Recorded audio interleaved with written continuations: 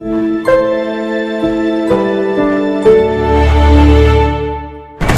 থেমে জ্বলে ওঠা হিন্দু মুসলিম সংঘাতের 200 বছরের ইতিহাস, কখনো গুজরাট কখনো দিল্লি। হিন্দুরা মারছে আর মুসলমানেরা মরছে। বাঁচা মরার এই লড়াইয়ের মধ্য দিয়ে কাটছে ভারত উপমহাদেশের হিন্দু মুসলিম দ্বিজাতীয় সম্পর্ক। দর্শক, শান্তির পথে হেঁটেছে একদল, আরেক দল অশান্তির আগুন জ্বালিয়ে অশান্ত করেছে এই জনপদ। ভারতের ধর্মান্ধ হিন্দুত্ববাদের সাম্প্রদায়িক থাবায় বারবার আক্রান্ত হয়েছে, তারপরেও অসাম্প্রদায়িক থেকেছে উপমহাদেশের মুসলমানেরা। ঊনবিংশ, বিংশ কিংবা একবিংশ শতাব্দীর ইতিহাসের পাতায় পাতায় ছড়িয়ে ছিটিয়ে আছে মুসলমানদের তাজা রক্ত। নেতাজি সুভাষ বসু কিংবা দেশবন্ধুর মতো সত্যিকারের কিছু ভগবানের দেখা মিললেও ইন্দিরা থেকে নরেন্দ্র মোদী কিংবা নেহেরু থেকে নরসীমা রায়ের মতো নরপশুরাই ভারত উপমহাদেশ বেশিরভাগ সময় শাসন করেছে। শাসনের নামে শোষণে মুসলমানদেরকে কতটা নিষ্পেষণ সহ্য করতে হয়েছে তার অজানা কিছু ইতিহাস নিয়ে আজকের পর্ব। আপনাদের সাথে আছি আমি ইলিয়াস হুসাইন।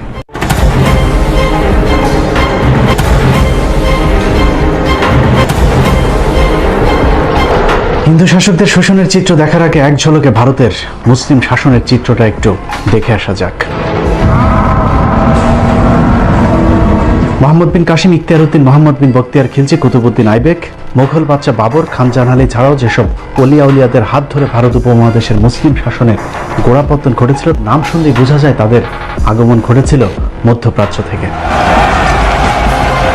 আরবের এসব বণিকরা বাণিজ্য করতে আসলেও তাদের কারণে আমাদের নিকট পূর্বপুরুষদের কুসংস্কারাচ্ছন্ন অন্ধকার অসাম্যের ধর্ম ছেড়ে আজ আমরা শান্তির পথে। আরবের এসব বণিকরা শুধু নিতেই আসেনি, দিয়েও গেছেন দুহাত ভরে। গোটা ভারতের আধুনিক সভ্যতার 700 বছরের মুসলিম শাসন আমলের স্থাপত্য আর ঐতিহ্যের উপর ভর করে দাঁড়িয়ে আছে।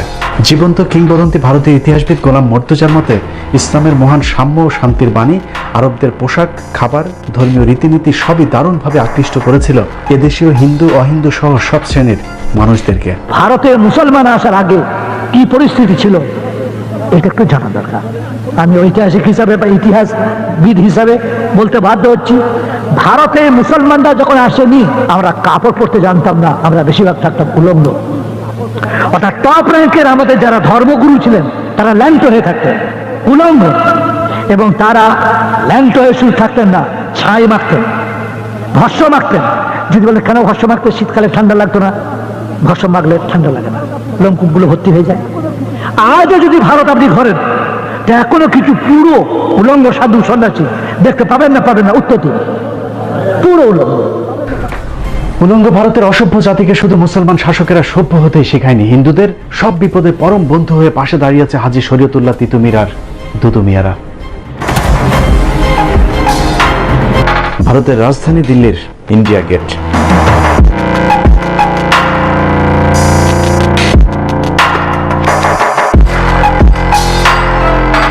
ভারতীয় ইতিহাসের সাক্ষী ইন্ডিয়া গেটের বুক জুড়ে খোদাই করা আছে প্রায় 92,353 জন শহীদের নাম, যার মধ্যে মুসলিম শহীদের সংখ্যা প্রায় 62,945 জন। তারপরেও ইতিহাস বিকৃতির মধ্য দিয়ে মুসলিম নায়কদেরকে হিন্দুদের চোখে সবচেয়ে খলনায়ক বানানো হয়েছে। কথায় কথায় উগ্র হিন্দুরা যাদেরকে পাকিস্তানে চলে যাবার কথা বলে, সেই মুসলিম বীরদের বীরত্বের চিত্রটা দেখলেই পরিষ্কার হয়ে যাবে আসলে ভারত উপমহাদেশে মুসলমানদের অবদান কি। বাংলাদেশের স্বাধীন নবাবের সময় ভারত পরাধীন হয়েছিল তিনাকে দিয়ে শুরু করি। ভারতের স্বাধীনতা রক্ষায় প্রথম শহীদের নাম নবাব সিরাজউদ্দৌলা, যিনি একজন মুসলিম। মির্জাফরের বিশ্বাসঘাতকতায় 1757 সালের 23 জুন পলাশীর যুদ্ধে নবাব সিরাজউদ্দৌলার পতনের পর যিনি ইংরেজদের বিরুদ্ধে প্রথম অস্ত্র হাতে তুলে নিয়েছিলেন তিনি মীর জাফরেরই জামাতা মীর কাসিম, তিনিও একজন মুসলমান। 1764 সালে বক্সারের যুদ্ধে মীর কাসিমের পরাজয়ের মধ্য দিয়ে মুসলিম শাসনের পরিসমাপ্তি ঘটে, আর সেই সাথে ডুবে যায় ভারত উপমহাদেশের স্বাধীনতার শেষ আলোটুকু।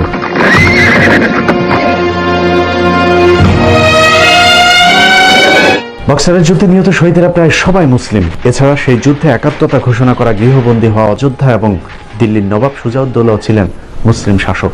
এরপরই 1765 সালে ব্রিটিশদের দীর্ঘ প্রতীক্ষিত দেওয়ানির সুবিধা লাভ করার পর শুরু হয় 200 বছরের অত্যাচার আর নির্যাতনে ভরা শাসনের নামে ইংরেজদের শোষণ। জমিদারি সুবিধা পেয়ে হিন্দু জমিদাররা সেই শাসন মেনে নিলেও মুসলিমরা বিদ্রোহ চালিয়ে যেতে থাকে। নবাবী শাসন আমলে মাইনা হিসেবে রাজ্যের সৈনিকদের যেসব লাখেরাজ সম্পত্তি দেওয়া হয়েছিল, ইংরেজরা শুরুতেই সেই সম্পত্তি কেড়ে নেয়, যার ফলে এসব সৈন্যরা নিঃস্ব ফকির হয়ে যে আন্দোলন শুরু করেছিল তাকে ইতিহাসে বলা হয় ফকির বিদ্রোহ।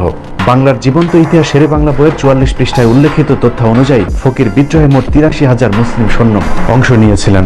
মুসলিম শাসকদের নামে মাত্র খাজনার পরিবর্তে কোম্পানির অস্বাভাবিক খাজনা বৃদ্ধির ফলে দিশেহারা হয়ে ভারতের কৃষকেরা কৃষক আন্দোলন শুরু করেন।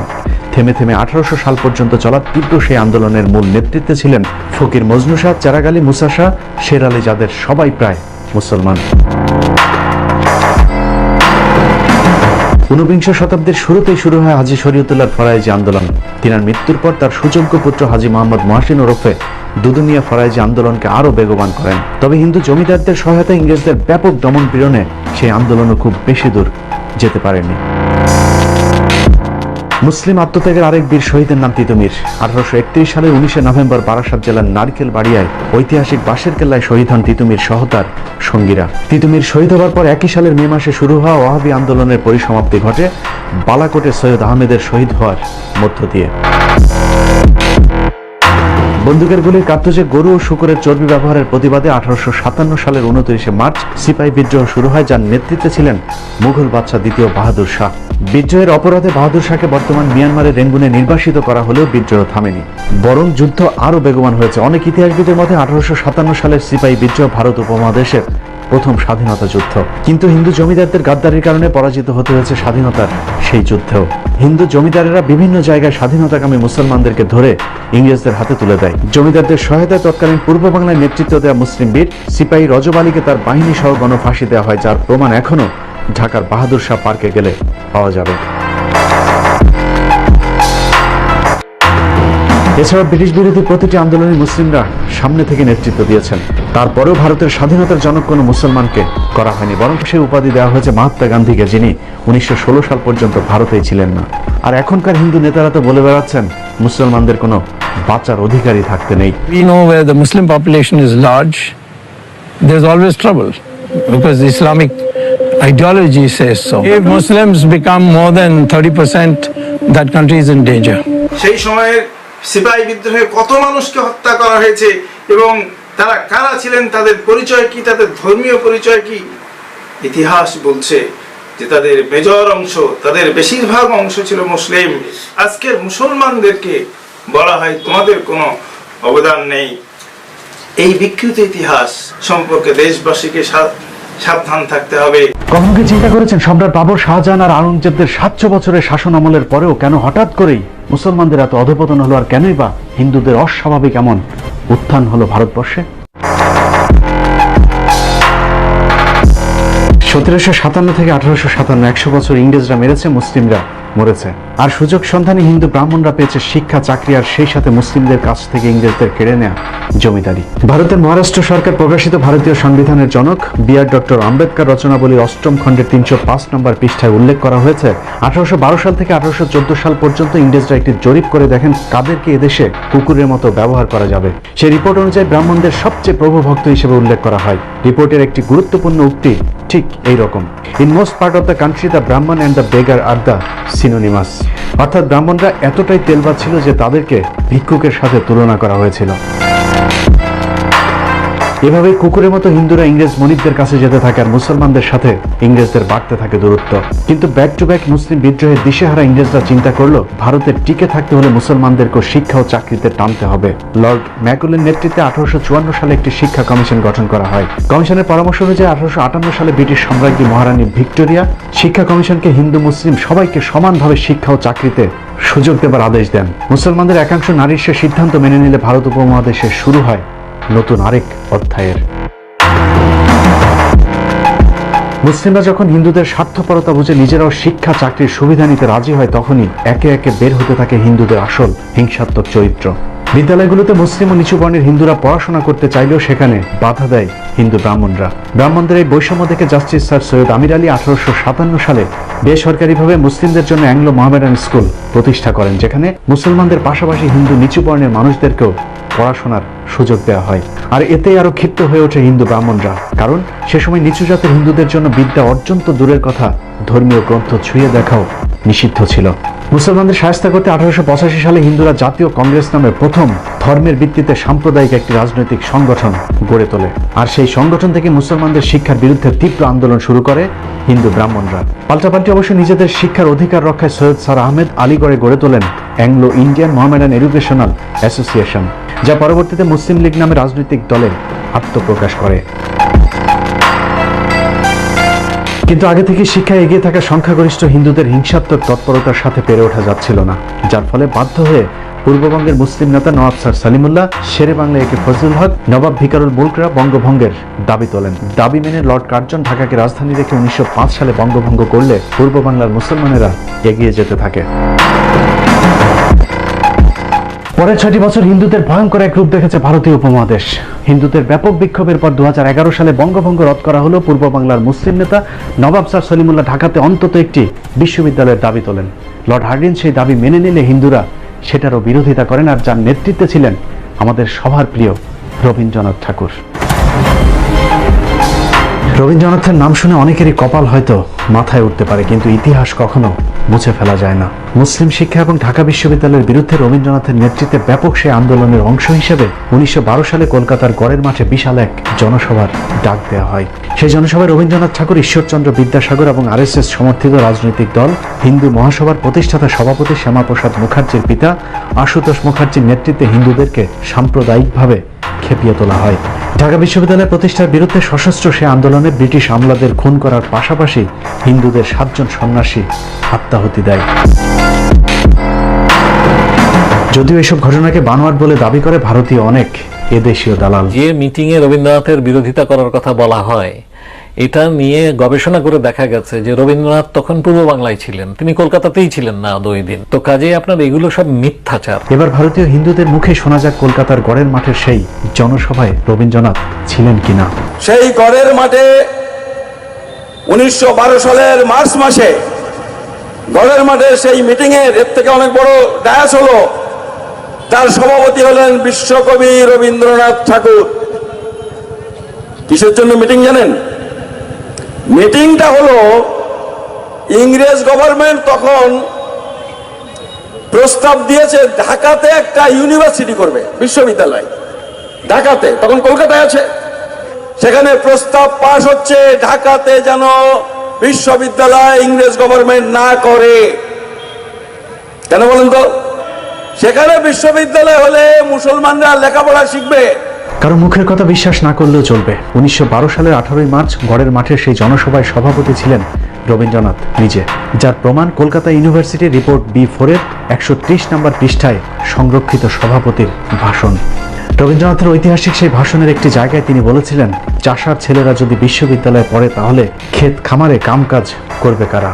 শুধু এটাই নয়, শ্রী নীরজ চৌধুরীর the autobiography of unknown India বইয়ের তথ্যানুযায়ী রবীন্দ্রনাথ মুসলিমদের বিদ্রুপ করে বলতেন, মুসলমানরা হচ্ছে লাইভ স্টক, গৃহপালিত পশু। কিন্তু সেই ইতিহাস এখন আর কেউ পড়ে না। 1971-এর পর বদলে যায় সবকিছু। চরম মুসলিম বিদ্বেষী রবীন্দ্রনাথ এখন আমাদের প্রাণের কবি। দুর্গাকে উদ্দেশ্য করে যার লেখা কবিতাটাই এখন আমাদের জাতীয় সঙ্গীত। হিন্দুদের মা দুর্গাকে নিয়ে লেখা যে কীর্তনকে আমরা জাতীয় সঙ্গীত হিসাবে গেয়ে থাকি, সেটার মূল গান 25 লাইনের। 1905 সালে লেখা একটি গানকে হাস্যকরভাবে 1971 সালে স্বাধীন হওয়া একটি দেশের জাতীয় সঙ্গীতের স্বীকৃতি দেওয়া হয়। উইকিপিডিয়ার তথ্য অনুযায়ী যে গানের সুর আবার চুরি করা হয়েছিল গগন হারকরা নামের এক লোকসঙ্গীতের শিল্পীর গাওয়া গান থেকে। সেটা তো সমস্যা নেই, মূল সমস্যা হলো হিন্দুদের মা দুর্গাকে নিয়ে লেখা গানের বিশেষ যে কয়টি লাইন বাদ দেওয়া হয়েছে, সে লাইনগুলো পড়লেই সবার কাছে পরিষ্কার হয়ে যাবে এটা আসলে বাংলাদেশের জাতীয় সঙ্গীত নাকি আমাদেরকে দিয়ে কৌশলে মূর্তির গুণগান করানো হচ্ছে। 71-এর পর রবীন্দ্রনাথ, ঈশ্বরচন্দ্রদের মতো এরকম অনেক মুসলিম বিদ্বেষীদেরকে আমাদের ইতিহাসে সুপ্রতিষ্ঠিত করা হয়েছে, অথচ যাদের কারণে আমরা আজ আলাদা ভূখণ্ডে বিদ্যা অর্জন করার সুযোগ পেয়েছি, সেই সব নায়কদেরকে আমাদের চোখে করা হয়েছে খলনায়ক। আজকের ঢাকা বিশ্ববিদ্যালয় প্রতিষ্ঠায় যাদের অবদান সবচেয়ে বেশি, তাদের দুজনের মধ্যে একজন নবাব স্যার সলিমুল্লাহ, জিনার দান করা 600 একর জমির উপর দাঁড়িয়ে আছে আজকের ঢাকা বিশ্ববিদ্যালয় এবং বুয়েট।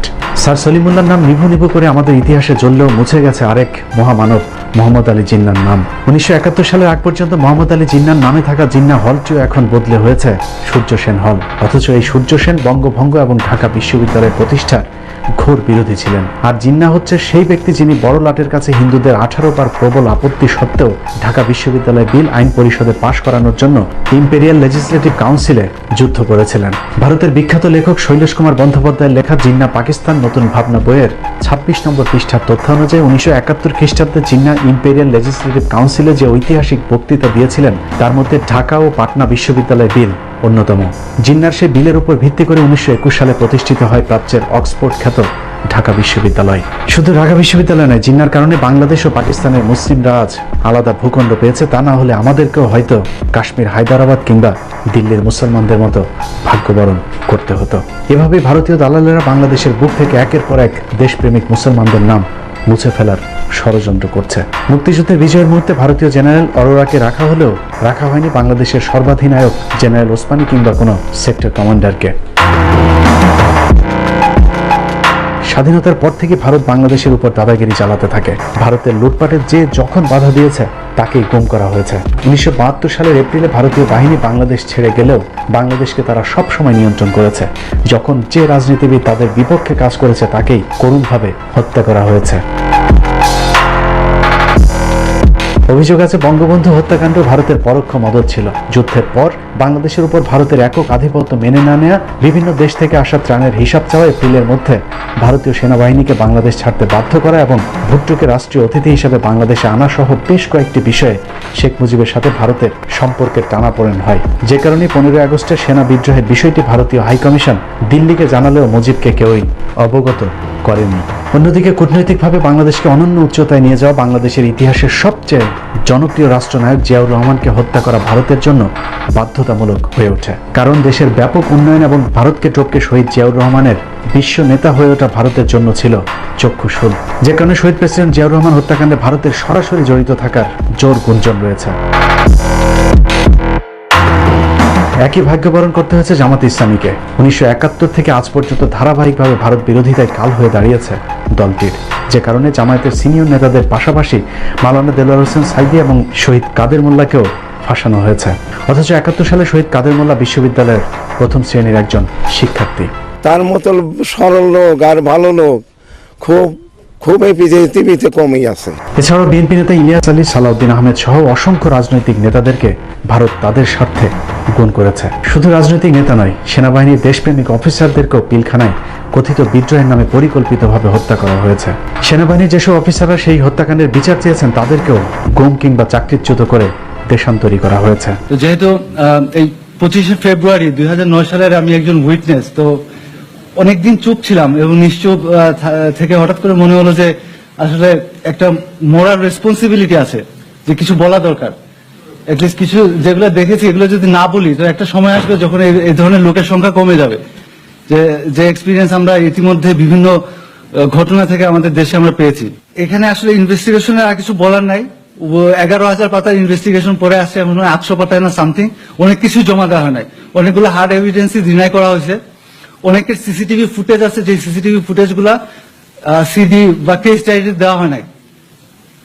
তো এগুলা হয়তো ভবিষ্যতে মানে আরো যদি প্রত্যেকটা বিচারই বাংলাদেশের সমস্যা 2 বার হয়, তো কোনো এক বিচারে ওটা ভালোভাবে বেরোবে, দোয়া করবেন। সেনা অফিসার হত্যার মধ্য দিয়ে এদেশে পুতুল সরকারের ক্ষমতা দীর্ঘায়িত করা হয়েছে। বিনিময়ে শিক্ষা, সংস্কৃতি, অর্থনীতি কিংবা রাজনীতি সবখানে ভারতের একচ্ছত্র আধিপত্য বিরাজ করছে। ভারত বিরোধী কথা বলাই এখন আমাদের জন্য সবচাইতে স্পর্শকাতর বিষয়।